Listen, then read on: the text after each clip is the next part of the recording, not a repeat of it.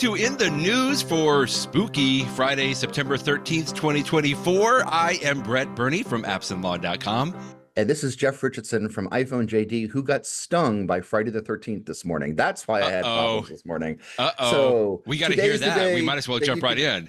Today's the day you can pre-order a new iPhone, right, Brett? Da-da-da! Okay. Da-da-da. So as of 5 o'clock Pacific time, which was a much more reasonable 7 o'clock time this morning for me. Okay. I went to go pre-order it, and I'm using the Apple Store app, and it just was not working. It was not working. And I'll tell you, I had a sense that this might happen because yesterday Apple had this thing that they've done something similar in the past, which was a good idea, which was, although you can't actually enter a pre-order until a specific day, what they will let you do is go into the Apple Store a day or two early and sort of like choose what size and color, like get everything ready, right? And so they had this whole process that looked very nice, you know, pre-order, right? So select this, select that. And then when I got to the last step of it is, okay, now tell us how you're going to pay when you actually do your pre-order. All right. For me, it just kept spinning and spinning and spinning and spinning. So, you know, whatever. It was yesterday. I figured whatever. They'll get it all worked out by Friday the 13th. Well, so they did not. So this morning when you know, the store is supposed to go live at 7 o'clock Central, it doesn't come up. It doesn't come up. It finally does come up about 10 minutes later. Meanwhile, I had been like reloading the app. You know how you do that, like force quit it and try to reload it. And so you're frantically trying. I finally get it up. And once again, I select all the stuff that I want. And when I go to pay, it just spins and spins. Oh my goodness. And so it took me about 40 minutes. I mean, it got to be so ridiculous that I actually went and took a shower. I'd be throwing kept things. Looking at my phone. Yeah. It was ridiculous. And so I could not order it all. In the shower. Could not order it all through the app. I ended up ordering on the website in Safari on my iPhone, and that went through. But by the time I put my order in, they said that if we deliver it to you at your office next Friday, well, we can't be next Friday. The soonest we could get it to you is October 2nd, which I guess would be like the next week. And so I'm like, no, I don't want that. And so then I said, well, what if I pick it up at the Apple Store here in the New Orleans area, Apple Store Lakeside and Metairie? And they're like, oh yeah, we can do that on the 20th. I'm like, okay, well, that's fine. Okay. So, but the irony is, I also pre-ordered an Apple Watch earlier this week, which we're going to get to, and I tried to pick that one up at the store. That's what I wanted to do. I said, let me just get the store. That way I don't have to worry about it not coming here. Apple would not let me do it. They literally would not let me do it. They said, your only choice is for me to deliver it to you. So long story short, a week from today, in my office, I will receive an Apple Watch. And then I got to get in my car and then drive to the Apple Store to get that phone. It's just crazy. But anyway. Now, why in the world is Jeff talking about getting an iPhone and an Apple Watch? Some of you may be wondering. Well, it just so happened that a few days ago, Apple had an announcement on Monday, this past Monday, which was a little odd because it was on a Monday, not usually a Tuesday. Unusual. Apple's Glow Time event. And boy, Heidi, we've got a lot of stuff to cover on that. But now you know why Jeff was taking his phone in the shower to try to reload the site, to try to pre-order an iPhone, pre-order an iPhone. Wow, that's going to be quite a day next week, Jeff, when you're going to be going back and forth. I wish this, you know, maybe the UPS guy could meet you halfway or something like that. I don't know, like if you can work something out on there. But that is exciting. A brand new iPhone, a brand new Apple Watch for Jeff coming. We'll be talking about that next week for sure. Maybe it'll come while we're on the air. That would even be more fun on there. But yeah, that'd be fun. Boy, what a lot of announcements came out this past week. Although I got to tell you, I'll give you, I'll just give a little flavor. I'm not quite as excited on this particular announcement. There's a lot of good stuff. Don't get me wrong. You know I like it, but I'm interested to hear what you have to say. Why don't we start with the iPhone? You already posted a fantastic article, Jeff, on why lawyers will love the new iPhone 16 models.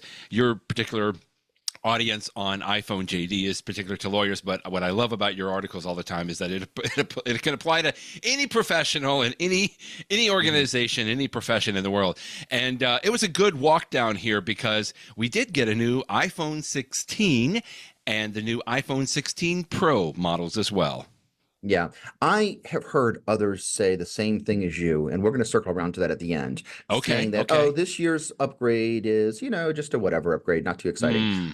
Maybe it's just because I'm more of a glass half full person, or maybe it's because of all the things I love to do with the iPhone, excuse me, taking pictures has always been one of my favorite things, pictures and videos. Yes. And so maybe that's why it jumps out up too. But I was actually, obviously the iPhone has been around for a really long time. How many times how many revolutionary things can you come up to on a device that's at number 16? You got to have some. So with that in mind, the things that people really enjoy using it for, a big one is the camera. And so if, absolutely, one of the big changes, certainly the most notable change for the look of this year's model versus prior years, is that they have a new button. And it's interesting to me because for many years Apple was trying to reduce buttons, right? Get rid of the front and everything else, and it seems like they was dwindling buttons. But then last year they came out with the action button just on the high-end Pro models. This year the action button is on all the iPhone 16 models, plus you get an additional one if this new camera control button. And so as I understand it, right on the iPhone, there's going to be a button right here that it's going to be unlike the action button, which you just press. That's all you do with it. Right. This is going to be a sophisticated button that's going to be a little bit longer.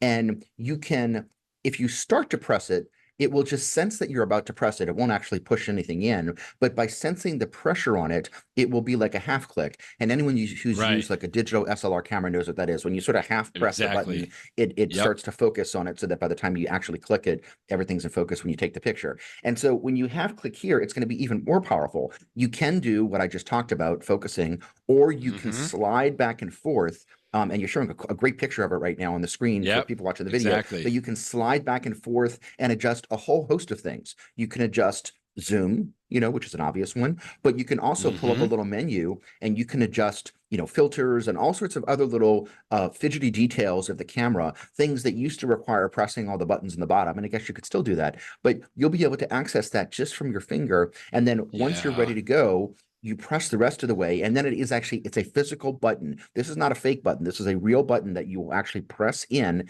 to take the picture. What I like about it is, first of all, if something happens in the world that you just want to take a picture, there's nothing faster than just picking up your phone and pressing a button. You don't have to worry about launching the app. I mean, the button, you just do it all. That's just one button to do it all, which is so much faster. So you're more likely to capture that moment before it's gone. If you see something really cool, like look at that bird or something like that. So that's really cool. And also, I have long liked using a button to take pictures. I have been using, you could use the volume button for many years now on the phone to take pictures, and I've long liked that feature. So this will be similar, except it's going to be more powerful because it's not just the button; it's actually some controls with the slide back and forth. So again, we'll have to try it to see it, but I'm excited about this. And one of the people that I linked to in today's post was Jason Snell, who we all always follow at Six Colors. He was actually at that Apple event on Monday, Brett, and he said that he had a chance to try it, and he thought that this is, well, the headline says it all. It's a throwback feature to what Apple does best. Come out with a really good hardware. Like everything about it is very, it's feature rich. It's a satisfactory click. It feels good. It makes sense. It does something powerful. So this is the thing that I perhaps am looking forward to the most. And it's nice that it comes to all the models. This is not an advanced camera feature that requires the Pro. You can just get the quote unquote entry level iPhone 16 and you still get this feature. So so I'm excited about it. So I have more to say about this new phone, but just in terms of the action button and control button, you have thoughts before we move on to other stuff? The couple of things. We talked about this last week, that the rumor mill was saying that there was going to be an extra button. I don't remember in the entire, what was like an hour and a half presentation on Monday, right, that they actually ever called this a button per se. Maybe they did and I just missed it, but I just noticed that they called it camera control all the time. So in other words, it's almost like they're not admitting that it's an extra button. But on the other hand, it is physical. Now, the reason that I don't want to take them to task too much for that, Jeff, is because the way I've heard people talk about this and the way it was explained is I almost think of it as like a teeny tiny little trackpad built into the side of the phone. You're right. Because, the way, in fact, I think you probably listened to Jason Snell on the Mac Break Weekly podcast as well. He was talking about when he was touching this, it feels similar to those of us that have been using a Mac, or even to some extent, maybe a little bit of like the iPad keyboard. But on Macs today, MacBook Airs, MacBook Pros, we have had a trackpad that is really not physical, but when you click it, it feels physical. In other words, it's both. It's basically it's tricks that are playing. It's what we call the haptic engine, if that makes sense. In other words, you don't have to have it actually feel like a click, but I do because I'm used to the old mouse buttons and trackpads that feel like click buttons. And so I also on my MacBook Pro can tap just a little bit. I can actually just tap the trackpad, or I can press down hard on the trackpad. And if I press down hard, that will actually click and allow me to drag a box around, or a window on the Mac. And the point that I'm getting to is, this to me sounds more like a little trackpad than an actual just a functional button, even though it sounds like it can work like a button, exactly what you were describing, Jeff, but it can do more, right? I can slide my finger back and forth and we can check these different things. And I think this is more revolutionary than probably what people I think are aware of. And all of that to say, we thought it was just going to be a simple button. It's much more than that.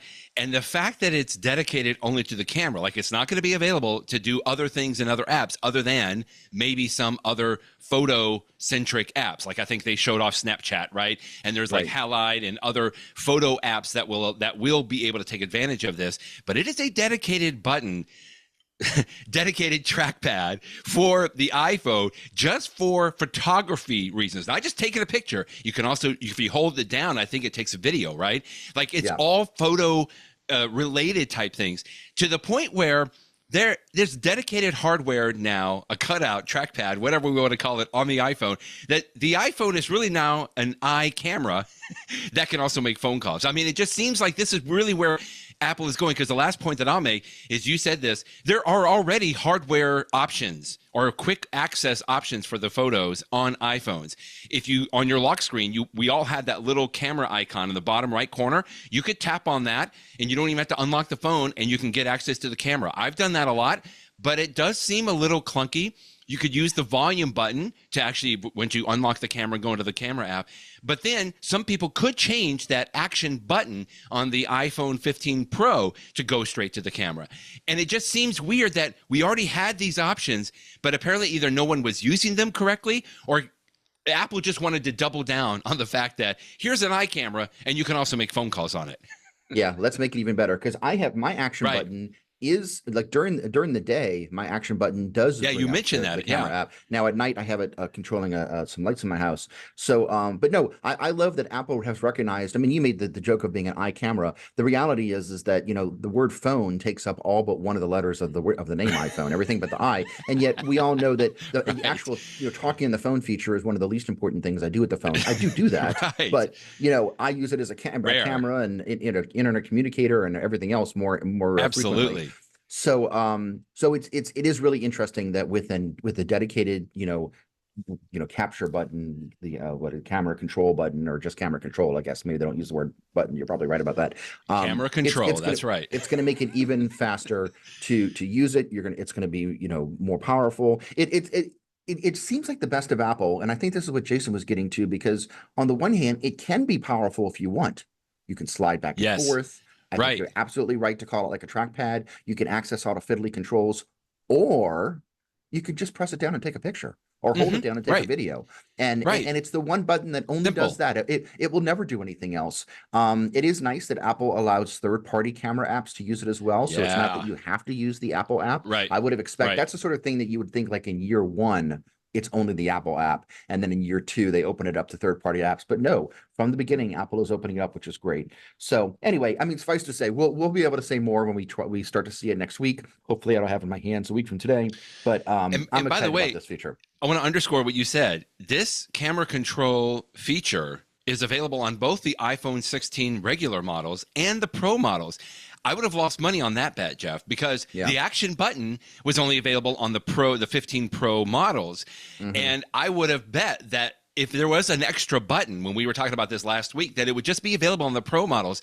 This is amazing to me. I mean, this is Apple not just doubling down, but tripling down on the fact, like, we know that even the people that are not interested in the Pro models still need to have this kind of capability.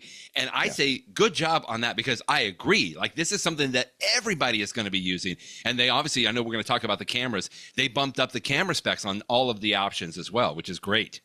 Well, that point, Brett, is a good transition into the next one I wanted to make, which is Good. that the big thing that Apple is selling to everybody about this phone is that it is designed for Apple Intelligence.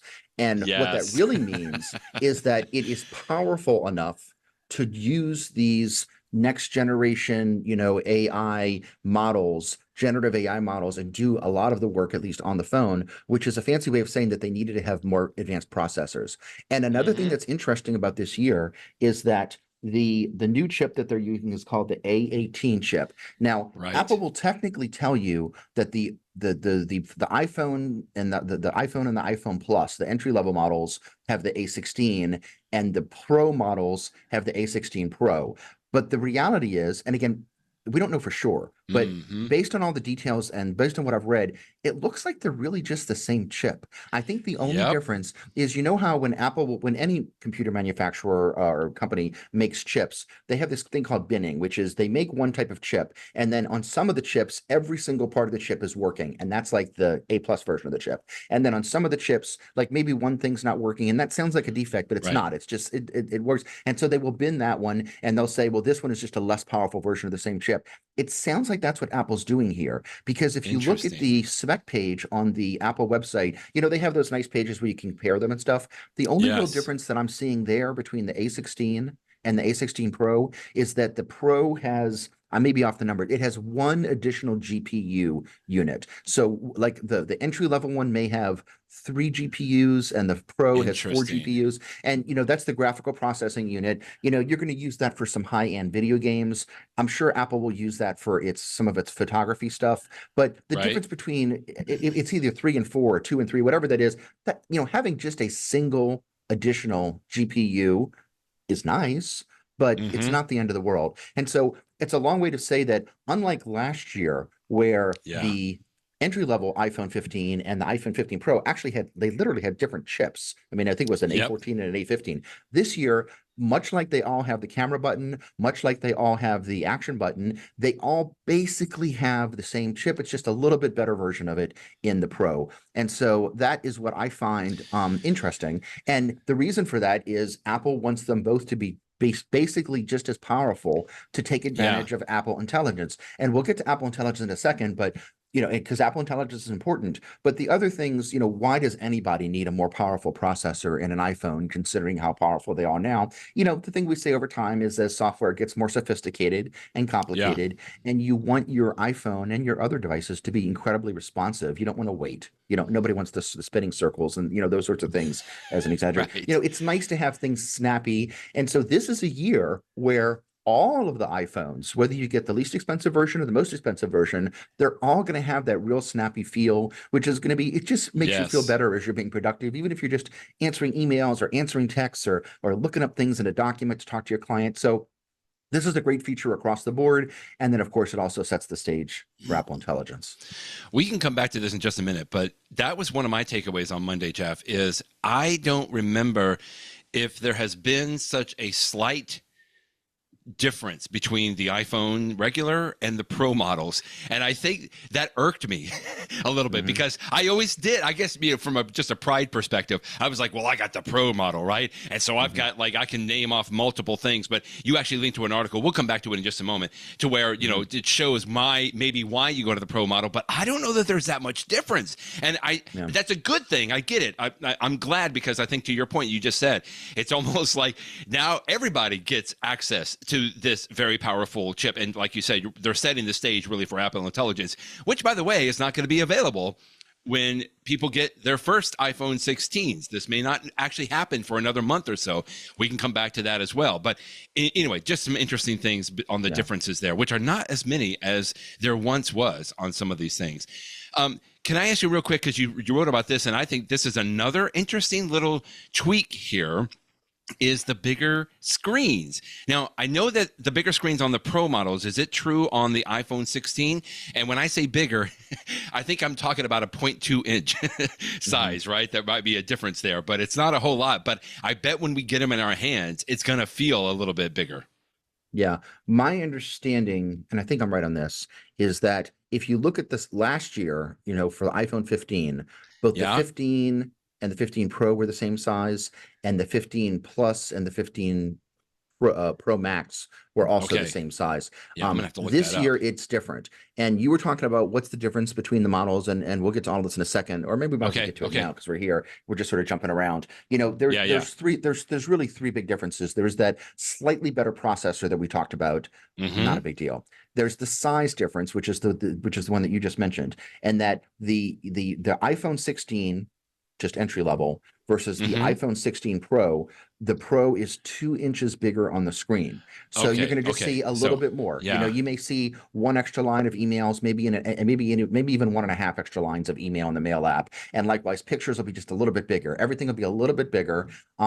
Now, nobody wants to have too big of a phone, and Apple compensated for that. On the Pro models, they have decreased the bezels a little bit so that even though the screen is 0.2 inches bigger, the case of the phone is not 2 inches bigger. It's just a little bit bigger. So it will be noticeable. So that's the entry level one. And then the same is true in the larger size too. The iPhone Plus and then the iPhone Pro Max. So those are the two larger models, right? And likewise, there's going to be a 0.2 inch difference between the bigger Pro and the bigger non-Pro. And this was really interesting for me, Brett, because, well, let me say one more thing in terms of the comparison between them. I think the last big difference is photography, and this is true in two different ways. They're doing some more sophisticated things with the photography on the Pro models that should in theory lead to better pictures. We'll see. I hope that they do. But then most notably, just like last year, if you want to get that 5x lens, which I love because you can really get a super zoom. Last year you had to get the Pro Max to get it, and this year you have to get either the Pro or the Pro Max. You don't get the 5x zoom with the entry level models. So it's still a very nice camera. It's just that if you want to get something really far away, you're not going to be able to do that with the entry level models. You're going to have to pay the extra $200 for the Pro models to get that better thing. So now that we've talked about the difference between them, let me talk about both the 5x lens and the size, because those two features came together for me this year and for many people, I'm sure, with a real decision point.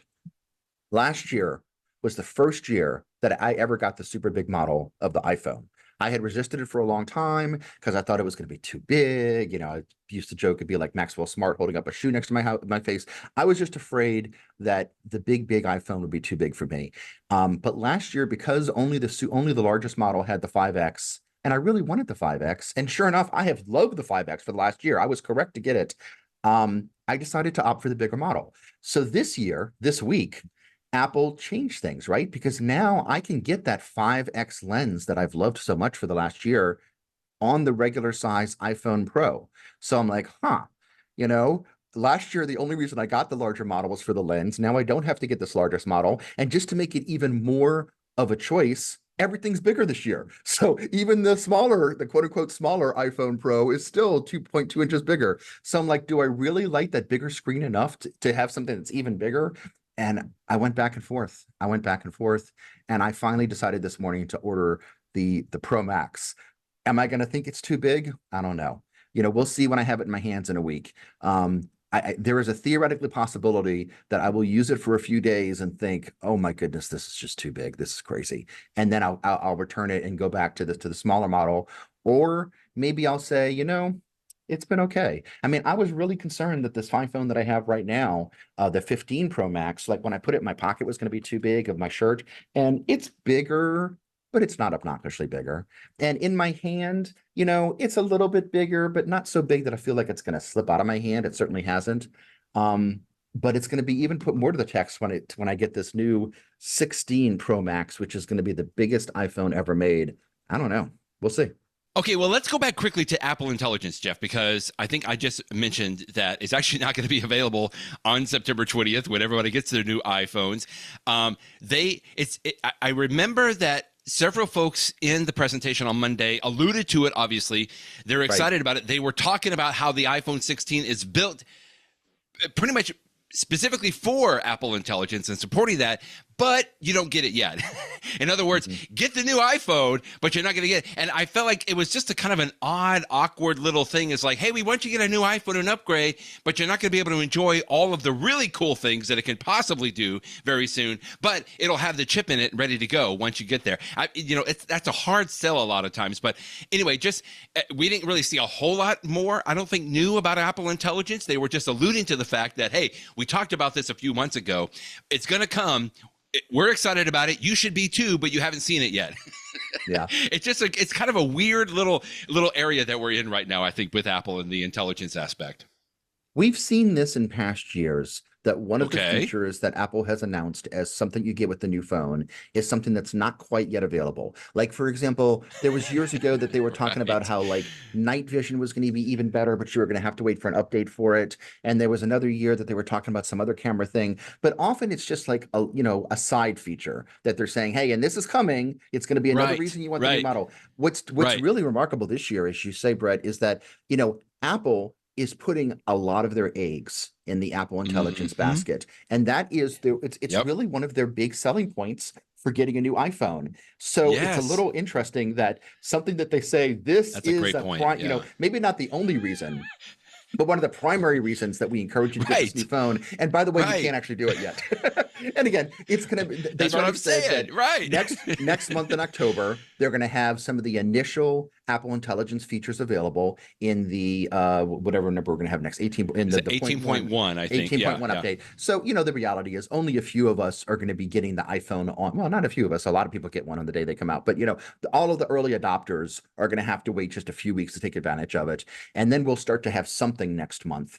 And then many of the Apple Intelligence is not a binary thing. It's not on or off. It's a series of features that you're just going to get over time. So we're going to have a few things available in October. I suspect that we'll see more by December. We'll see more next spring. We'll see more next. They're just going to continue to come out with new Apple Intelligence features. And but a few of them are going to be available, not at launch, but in October. And these new iPhones will have the oomph to do them. And it will be things like, summarizing emails, which is something that doesn't really jump out at me.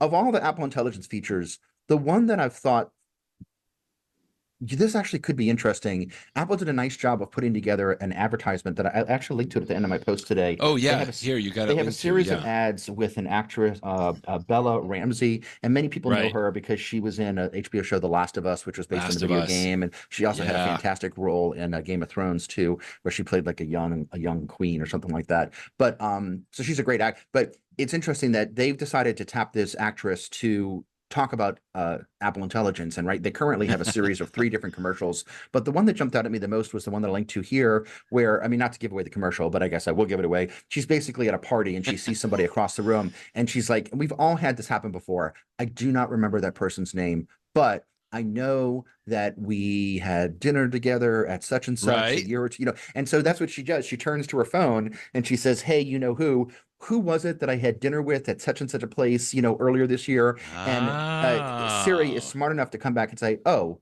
that's so-and-so. And so then she turns and she's like, oh, so-and-so, so good to see you again. That is a feature that I would love. Again, is it going to work as well in real life as it does in the commercial? Rarely do things do so, but maybe it will. I don't know. The reality is there is a ton of information in my iPhone about the people that I know, between my contacts app, my calendar app, other things. And so maybe it actually, my text messages, maybe it will work that well. And if so, then I'll say, bravo. This is a good example of Apple Intelligence. I've just been thinking of all the times I've been in that exact same scenario, Jeff, and all of the places that I go and check. I check my contacts first because maybe I had them in my contacts. I check phone calls to see if I called them. I'll go and check my calendar to see, is there a dinner? Did I put a calendar? I might even check LinkedIn. I might check some of my other social channels. Like I'm just checking so many areas, like my email messages. Like there's so many places now, but all of that is something that is unique to me, right? That's my calendar. That's my social channels. That's my email. And you linked to another great story is what I'm going to go into here in Wired, where Apple Intelligence promises better AI privacy. And I think what I like about this, what you just described in that commercial, and the fact that this Wired magazine, I think they were talking to Craig Federighi here. Yeah, he goes that we promise your data, your personal data, to be hermetically sealed inside of a privacy bubble.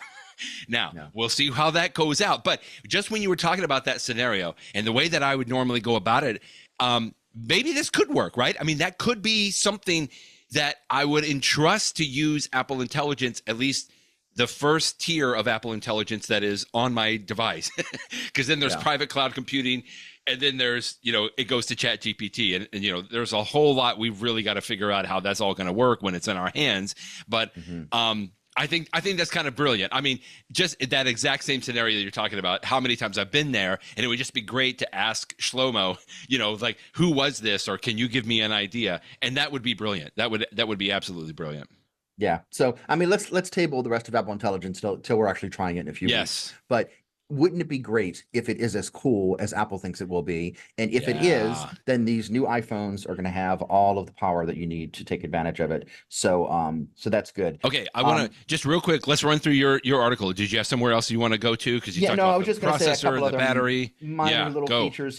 We're seeing that you'll one of the it's I don't know if it's true or it's a rumor, but I linked to it on my article today not from the review, that it looks like you'll be able to charge these new phones with a cord a little bit faster, which is good. And then what Apple did announce is that if you use MagSafe to charge them, when MagSafe first came out, it was nice because you didn't have to connect a cord, but it charged slowly. I think it was 7.5 amps. Right. And then Apple came out with the MagSafe 2, which doubled that to 15 amps. You're like, okay, well, that's getting better. That's good. And then it's better. with this newest iPhone, and if you have the right kind of puck for it, the right kind of charging puck, which Apple sells and hopefully third parties will too, you can actually get a little bit faster still. I think it's up to 25, if I remember correctly, which is pretty good because 25 amps, usually Apple's with a cord would charge at 30 amps. Now, as I just said, the rumor is that with these newest iPhones, you can actually go a little bit faster to like 45.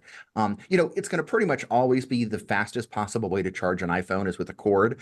But as MagSafe charging gets faster and faster, people make it to the point where the slight difference in charging is like, either one of them is going to pretty much get me there. And since it's so much easier to just set my phone on top of a MagSafe or a Qi 2 charger or whatever it is, that they'll just go for that. And I'm one of the people, I personally was slow to MagSafe and Qi charging. When it first came out, it was so slow. And I'm like, who wants this? Just use a cord, for goodness sakes. But I've actually sort of, as it's gotten better over time, I'm now a convert. And as we've talked about many times in the past, right here at my desk and right here at home on my nightstand, I have, little MagSafe chargers that I use, and they keep my iPhone tapped off every day, which is great. So, so that's nice. And by the way, while we're talking about battery life, we should mention that these newest iPhones have better battery life than ever before. Yeah. And that's especially true if you get the Pro models. And I think the reason for that is just because they're physically bigger. So they've got more space for a little bit more battery. And so you get, with the iPhone Pro Max, the one of the ways that they say it is video playback. And what is it? I put it at 27 hours of video playback.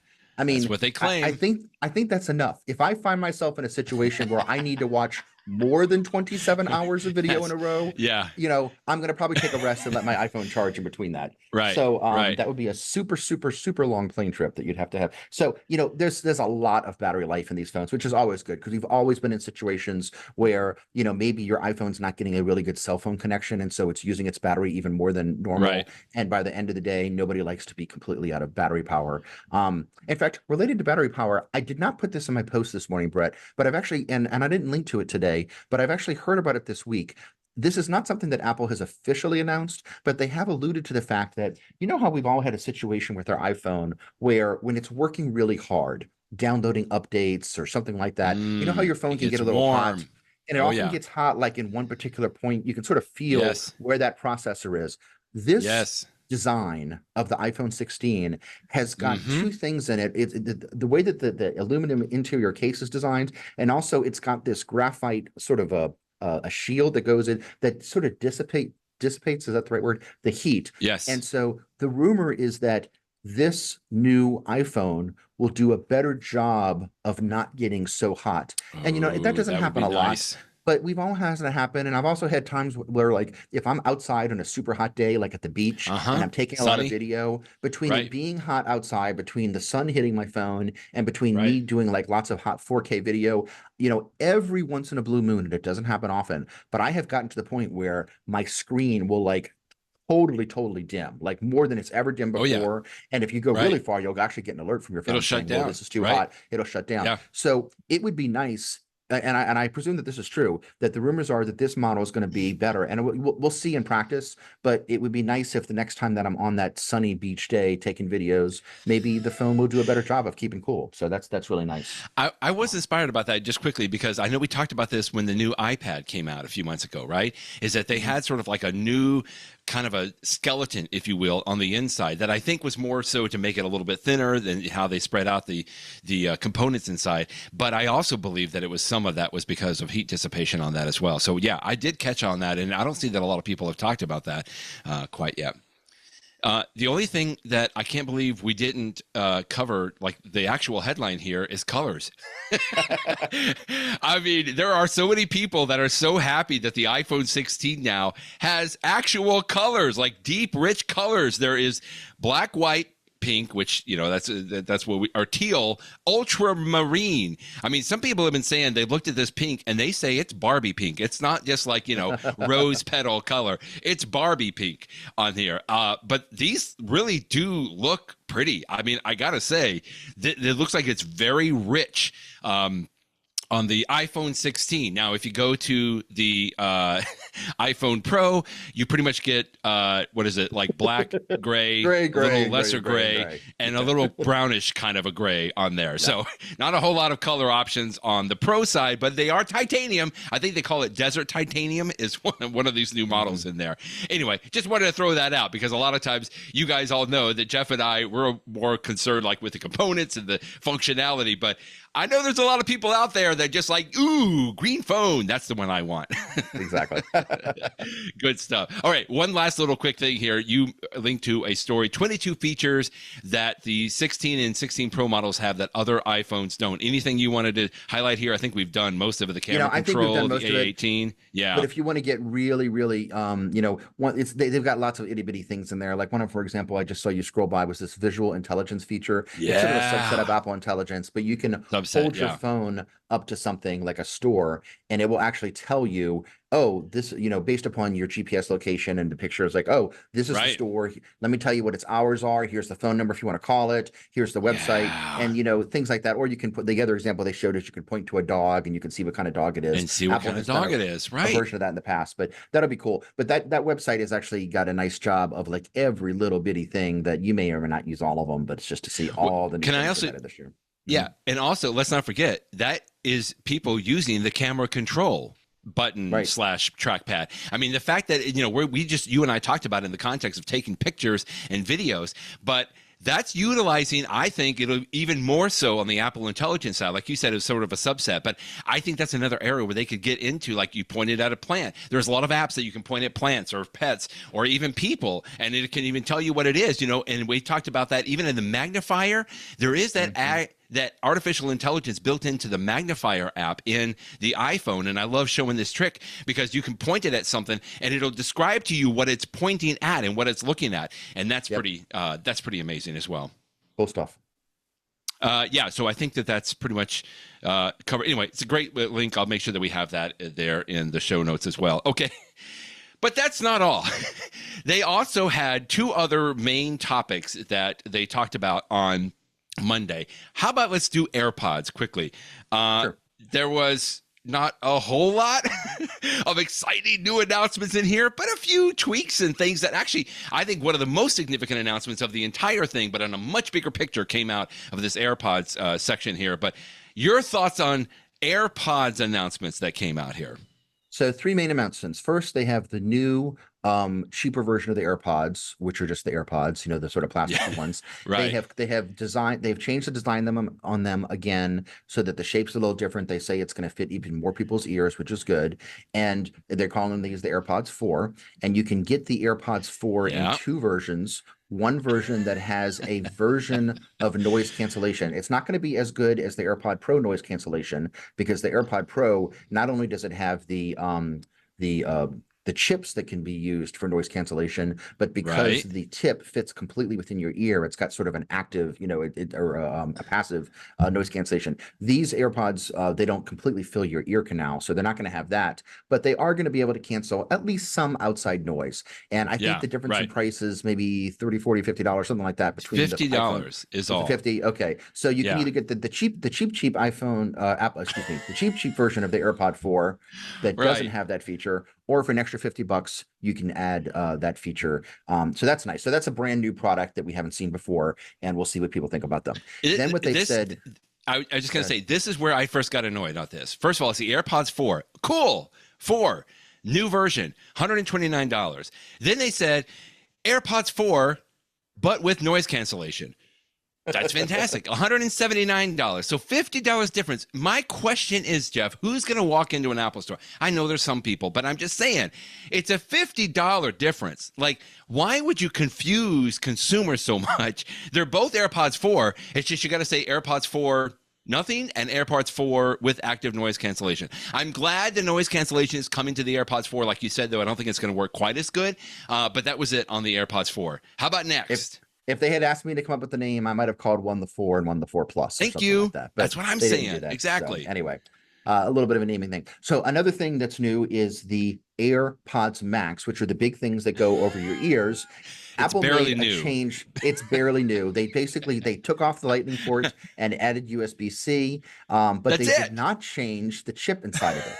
So as a result, there's a lot of features that you can have with some of the newest AirPods, like the way she can control Siri and stuff like that, that actually don't come in the AirPods Max. Why, if they're going to update it anyway, why not give it all the power? Because these are expensive. I mean, they kept it the same price. Yeah, $550. It's strange, but anyway, so it's a slight change to the AirPods Max. And then the third change, and this is the one that I led off with in my post today, is that for the product that Apple used to call AirPods Pro second generation, they're now just calling them AirPods Pro 2, which is just a little bit shorter. So I like the name change. And for the AirPods Pro 2, and by the way, you talk about two models of something, the version of AirPods Pro 2 that I have a case with Lightning. The version that you have, so I have the version that came out in 2022, 2 years ago. Right. You have the version that came out 1 year ago, which made a change not to what goes on your ear, but to the case. And your case actually has USB-C. So there's two versions of AirPod Pro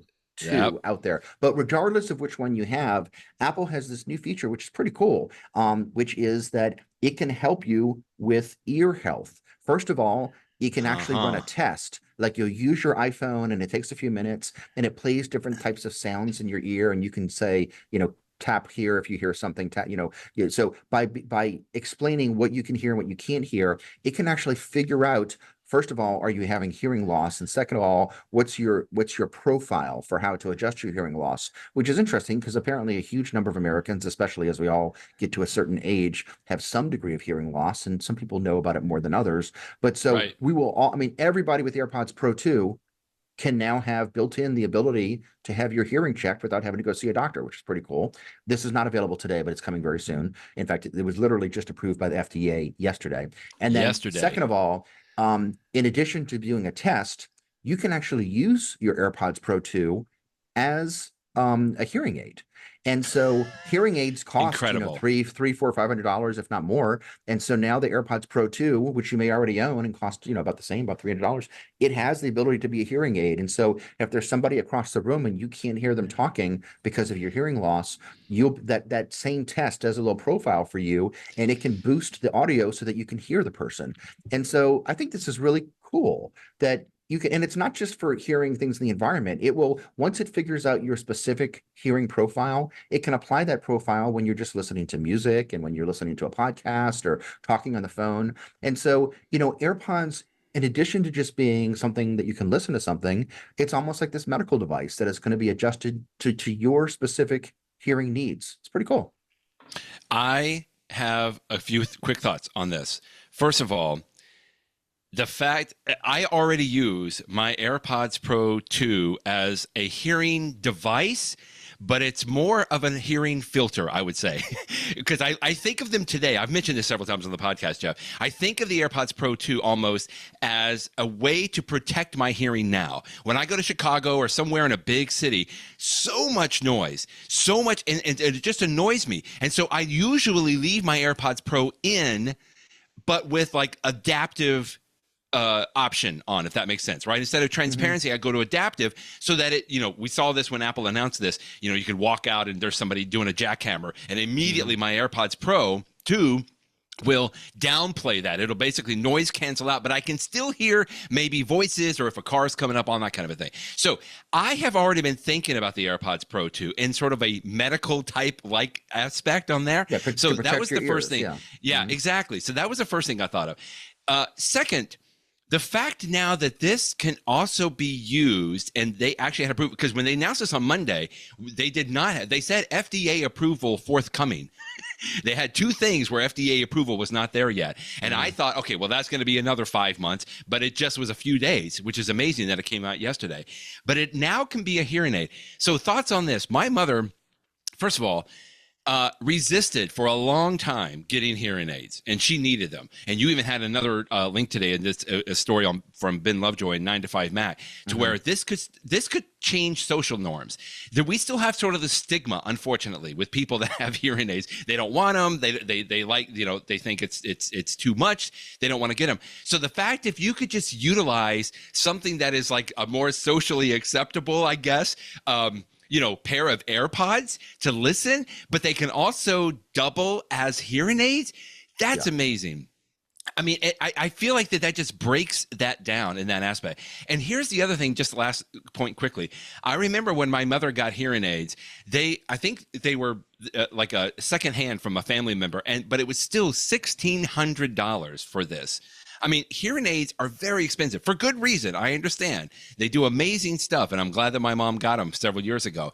But now we're talking about a $250 pair of AirPods, Jeff, that could potentially, maybe not yet, it could potentially replace something like that. I mean, that almost like brings that makes it more accessible to people that I think might need them. And I really just think that that's an amazing aspect. Now, I don't work for a hearing aid company. And if I did, I'd probably be a little upset, because we talk about Apple Sherlocking apps sometimes. I feel like here, Apple is almost Sherlocking an entire industry at this point, because if they could be successful at that, I'm sorry, here's the last thing I want to say. It's nothing new on the hardware side. Jeff, this is amazing that Apple can do this just with a software update to the devices that we already use. Like, we don't have to buy new ones to get access to this. And that's just going to be pretty amazing. I thought all of that was good. I feel like this area, but on a much bigger picture than just getting excited about, a hardware piece, on a much bigger level, this is a very major announcement. And that was one of the things that I was most excited about coming out of this. You talk about the social norms. The one that it occurred to me, and then I also saw it, and I think it was this article by Ben Lovejoy, and I mentioned it, that for so many years now, ever since the original AirPods with cords coming out of it, when you saw somebody wearing headphones of any kind, you just assume that they can't hear you. I mean, if I walk into the kitchen and my wife is cooking and I see that she's got her AirPods in, I just assume she's listening to a podcast or listening to music, and she can't hear me. Don't bother her. So I'll sort of wave, and get her attention so she can pause. But ironically, if people are going to use AirPods as a hearing aid, it will then mean just the opposite. It means not only can I hear you, but I can actually hear you better than ever. So it's a perfect time for you to talk to me. Yes. So it is sort of funny that it puts on its end. You can no longer assume that just because someone has something in their ear that they are not going to pay attention to you. I just think that's funny. So okay, let's move to the next pretty big topic, I guess. Apple Watches. Apple Watch. I got to tell you, I'm 50-50 on this. I know you're excited because you've been waiting for this for a long time. And you've already talked about the fact you have already pre-ordered your brand new Apple Watch 10. That was the main announcement that they made, is some brand new coming out now. And I'm pretty excited. They've done, we talked about this. It slimmed it down a little bit. I think the battery life has improved. There were a few other things that they announced in here that I think are pretty excited. And it sounds like you bought one or pre-ordered one, which is good. So I had been using the Apple Watch Series 7. I knew I was going to upgrade this year anyway, because it was time for me to upgrade. And the big decision for me was the Ultra versus the, now this year it's the Apple Watch 10. And Apple did not update the Ultra this year. They're continuing to sell the Ultra 2 from last year. Now they are selling it in a new color, the black color, which looks very cool. Yeah. But it's the same Ultra 2 as last year, which was a fantastic, don't get me wrong, it's a fantastic watch. But they did upgrade the 9 to now have the 10. And again, this is one that I've heard some people say, oh, whatever, just another upgrade. But you mean, again, it's a watch. You're not going to change unless you're going to turn it into a triangle or something like that. You're never going to have these revolutionary changes. The thing that I have always wanted from day one is for my watch to be even faster and more powerful. You don't want a slow watch. Now, Apple has more or less fixed that problem even with the Series 7. They're now fast enough. But I've always wanted it to be just, even thinner on my wrist so that it's just, if you're wearing like a long sleeve shirt, it doesn't take up as much space and stuff like that. But I also like the idea of a bigger screen. And so literally the two things that I've asked for, can you just make it a little bit thinner? And can you make the screen just a little bit bigger? That's exactly what the Apple Watch 10 is. They heard and in you. Fact, to my surprise, the display on the Apple Watch 10, not the case of it, but the actual, places where they can have pixels is a tiny bit bigger than even the Ultra models, which is sort of interesting. So I have been, as I've mentioned in the prior podcasts, I've been sort of trying out with the Ultra recently, and I had one, and I really did like that big display on the Ultra. And so now I can get a big display without having the super thick Ultra. Now, I'm not going to have the ridiculous battery life that the Ultra has. Ultra is just crazy. You know that because you own an Ultra, the first model of it. So you have, if you want really, really, really, really, really good battery life, get the Ultra. And if you want to have the rugged outdoors, I'm going to go scuba diving and then climb Mount such and such, if you want all those rugged features, you're going to want the Apple Watch Ultra for that. It's got the siren and it's got all those things. But if you just want a regular old Apple Watch, then the Series 10, I think, is going to be really good. So I'm looking forward to it. So absolutely. I pre-ordered one. Yeah. I have it coming next week. It comes in the aluminum case that they've had since the very first version of the Apple Watch, or the nicer version of the case ever since the first year. What was that, 2005, whatever, a long time now, or 2015, I guess. It's been 10 years now, 10 years ago.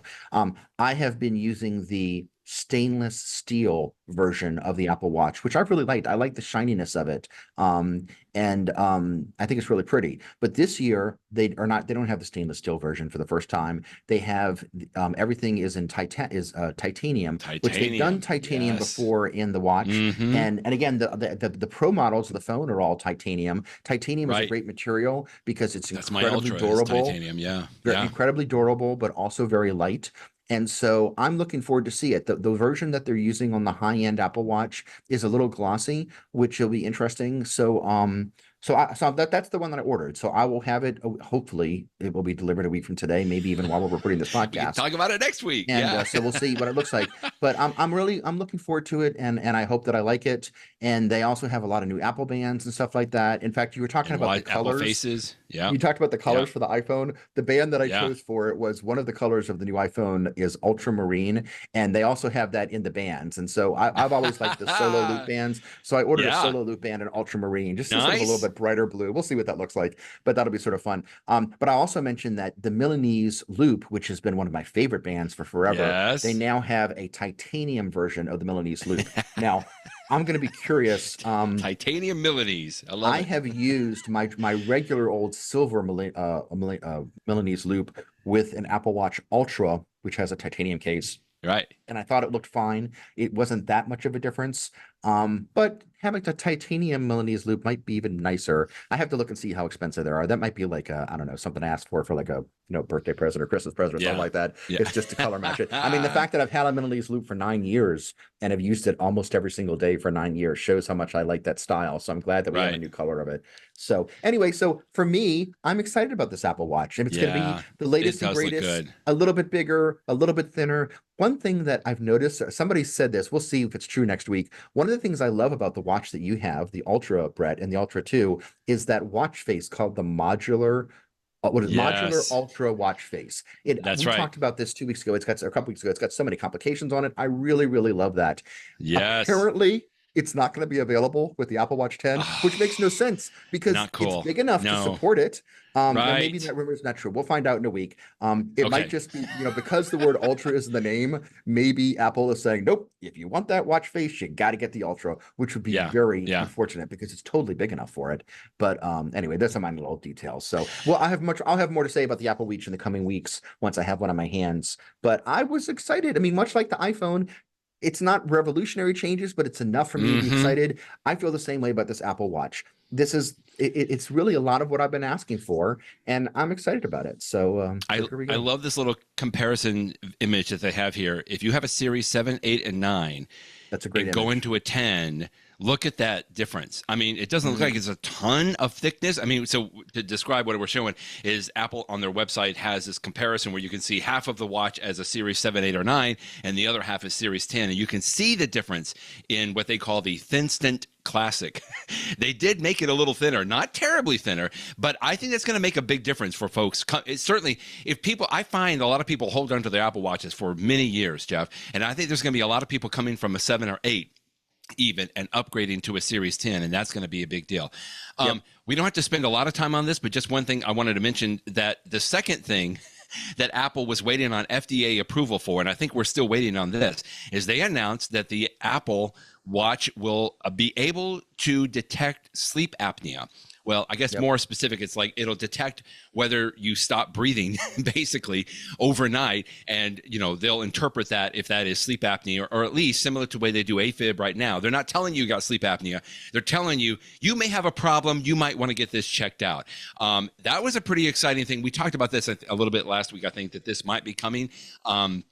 And they did mention it, and they even had Dr. was it Sumel, I think her name is. She's really good, a doctor on staff as an executive there at Apple that talks about a lot of this aspect on there. But that's going to be pretty exciting how that's going to be played out, or how that's going to be and useful. Let me just say something about that feature. Yeah, please. We were wondering a week ago, because we know that Apple has this patent dispute with Masimo about, they can't use the blood oxygen thing. And I was thinking, well, how are they going to measure sleep apnea if in the United States they can't turn on that blood oxygen thing? And the answer that Apple gave us on Monday is, we're just going to detect sleep apnea based upon the watch motions, like you moving your body and your arm as you sleep at night. And they say that they've got the test to back it up. They have done, these clinically reviewed, peer-reviewed tests, and they say that we can actually give you with confidence a sleep apnea prediction just based upon how much your body moves. So it's not testing your breathing, even though that's the typical symptom of sleep apnea. Right. So I thought that was just sort of interesting that they've done the test, they've got the science to back it up, and they're saying that we're going to be able to tell you if we think you should go talk to a doctor about possible sleep apnea. And the way it works is you wear the Apple Watch at night for 30 days in a row, and then it comes up with the summary, and then for every 30 days it can do that. And so, like, even if it doesn't detect something, this month, if a year or 2 or 5 from now, it says, hey, I'm starting to see something that could be sleep apnea that you might not have known about. You should go talk to your doctor about this. And so I think that's a cool feature. So but that's the one that the FDA has not approved this yet. But again, given how quickly they approved the last feature, maybe they'll approve this one sometime next week. So I suspect we're not going to have long to wait before we can start to use that. Last article quickly that we could highlight is from our good friend that we follow, John Voorhees, Apple's media event, all the small things. So there's always people that are looking for like the things that either, kind of read in between the lines, or things that Apple didn't specifically address, but we saw it maybe in a poster, or, something else has leaked. Anything here that you want to highlight from folks that have talked about, what Apple didn't really focus on, but we're still excited about? I'll mention one of them, which is last year, Apple was very proud of the fact that they had replaced their leather cases with FineWoven cases, something that they came out with. And now FineWoven cases, first of all, they went over with like a lead balloon. I bought one. It was bad. And I'm not really thrilled about the way it feels. And so I don't use it. I basically, when I travel, sometimes I'll put it on there, but I never use it. And then the people that do use it and use it regularly have reported that just over the last year, the cases have started to sort of fall apart and they don't look very good. I know that leather is not great for the environment, blah, blah, blah. but a leather case does feel pretty good. So I have to admit, Yeah. Apple's in a bit Yeah. of a quandary. I know what they were trying to do. They were trying to do the right thing. They were trying to be responsible. Let's come up with something that's almost as good as leather. And they sometimes you hit it out of the park, and sometimes you go whoosh and you miss. And I think FineWoven was a miss. And so what's interesting is that this year, Apple doesn't have a replacement for it. I mean, they will still sell you a clear case, or they will sell you one of those sort of rubbery Interesting. polyurethane cases. But Yeah. the product category of a leather case, which for many years Apple sold leather cases. Last year they replaced that category for the same price with the FineWoven case. This year, crickets. They got nothing there. So you have to Interesting. assume that Apple is trying to come up with their next version of something that is, a nicer case, but not leather and is environmentally responsible, but they weren't ready to announce it this year. So Apple said nothing about it this week. And, we'll know about it when they have something to say. FineWoven is no more.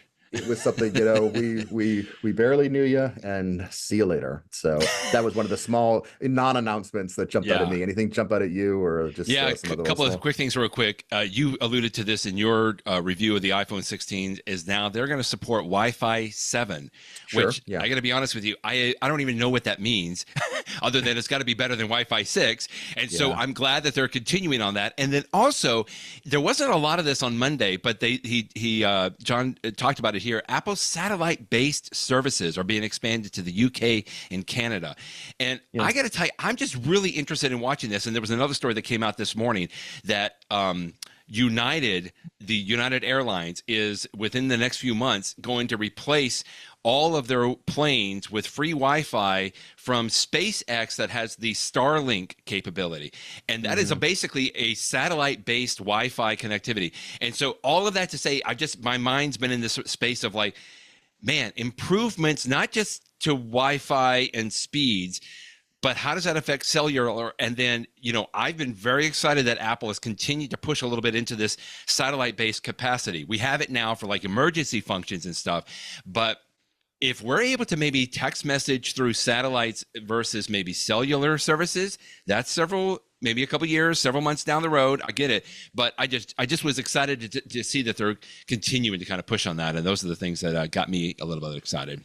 It's funny that jumped out at you, Brett. You know how at the end of my Friday post, I always try to link to a video? Yes. This week, I have the video that we discussed before, the Apple Intelligence one. But the one that I almost linked to, and in fact, I'll give you a little preview. This is probably what I'll link to next week. Unless, if I don't find anything else, the one that I'll link to it next Friday, one way or the other. Is, you heard it here, folks. Jovana Stern at the Wall Street Journal always does a nice job with her videos. And she came out with one this week, Brett, where she tested that what you just described, the new satellite service that when you're on a plane, you'll be able to get really good Wi-Fi. And she actually took a flight on a specialized plane that, like, it wasn't a commuter plane. It was just a plane that was made to work with this new Wi-Fi service. And so she does some good comparison tests. So again, I promise I will link to that video. It will either be the last video of that, either be the last one next week, or or you could just look for it yourself. Go on YouTube and search for Jovana Stern Wall Street Journal. But it describes that service. But I agree, that is some exciting stuff, and it's coming out. So that's an interesting little thing. Okay, in the know. For this one, how about let's do like maybe the most disappointing announcement from Monday, maybe along with our favorite announcement, and I'll start off. Okay, because mine kind of does both. You alluded to this earlier. I still have the Apple Watch Ultra 1, and I still love it. Almost 2 years old now, and it is still fantastic for all the reasons we talked about.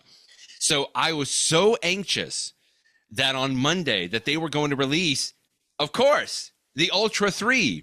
And I was so excited. They're talking about the updates, because we have presumably on Monday with iOS 18, we'll get Watch OS 10. Is that right? Or 11? I think coming out. 10, So I'm excited for that. And they did have an update to the Apple Watch Ultra 2, but it's still an Apple Watch Ultra 2. Just like you already alluded to this. All of the Apple Watches have been one color, and it's that natural titanium, which is great. And so the big announcement for the Ultra 2, a new color. Now, why this is still my favorite, because it looks really good. It's basically black titanium. You can see I've got it on the screen here, and it is really cool. He had that little orange red button. I mean, even my son started drooling over this because he was like, oh, that just looks so slick. And I am so tempted with that color. In fact, I was watching the video from Marquez Brownlee, and he basically said the same thing. He's like, I don't need it. I already have an Apple Watch Ultra 2, but it looks so good. Like whatever they did with it, it just looks so good. But I'm also at the same time, Jeff, so disappointed. Like, come on, Apple. Why could you not do an Ultra 3? Like, I wanted some thinness on the Ultra as well. I wanted some improvements on the Ultra as well. I'm ready to pay a premium for something like this. Now, who knows? Maybe in a few months they might do a, kind of a silent release or some kind of an update because maybe it wasn't ready yet. At least that's just what I'm hoping. But at the same time that I was so impressed with this new Ultra Watch 2 Black Titanium Edition, I was also so disappointed. Like, come on! Like, I was so ready when they started talking about it, Jeff. It's like, okay, good. I'm gonna pre-order along with my friend Jeff, and I got nothing. I'm not going to go to the Series 10. I'm going to stay on the Apple Watch Ultra. I love it. I have so enjoyed it, and I'm ready for Ultra 3, but I didn't get it. Yeah. Two thoughts on that. One, if they had come out with an Ultra 3, I would have been, and especially if it had been like a thinner version, maybe it's still thicker than other models, but all the great battery life and a little bit thinner of a design, I would have had a very, very hard time choosing between the Ultra 3 and the Series 10. You would have been there. Yeah. Apple made my decision this year easier. And if they do come out with an Ultra 3 next year, they like you better. I'll probably I usually stick with my watches for many years, but so I won't have to worry about it next year. But people next year may have to worry about it. So that's one thing. Another thing is, although I agree with you, the black on the Ultra 2 does look pretty sleek from the pictures. It's worth noting that I have never I usually don't get, I've tried one before, but I've never had one as my primary watch, the aluminum version of the Apple Watch. And I did notice that this year, one of the colors of the aluminum Apple Watch 10 is a jet black, which means it's not just black, but it's sort of a polished aluminum.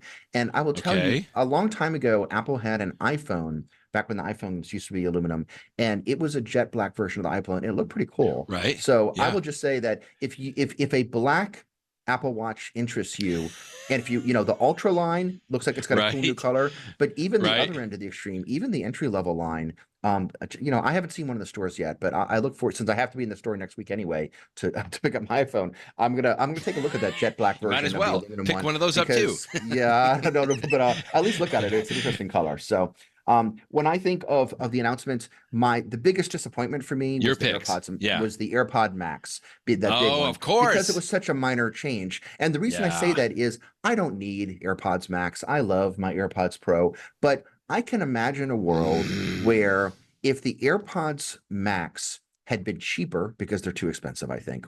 And if they had had all the new features and maybe even extra things that they can only fit in the AirPods Max because they're so much bigger, if they were even better and even cheaper, I would have been tempted. I mean, again, maybe a Christmas present, not something I would wear all the time. Absolutely. But every once in a while, I could. So, you've talked about how your daughter has them and she loves to wear them. And every time I go into an Apple store, I'll put them on. They feel so good. Do I need it? No. But if Apple had done more, they would have tempted me. They would have tempted me. So that's my disappointment is you had all these years to get ready. You didn't do it.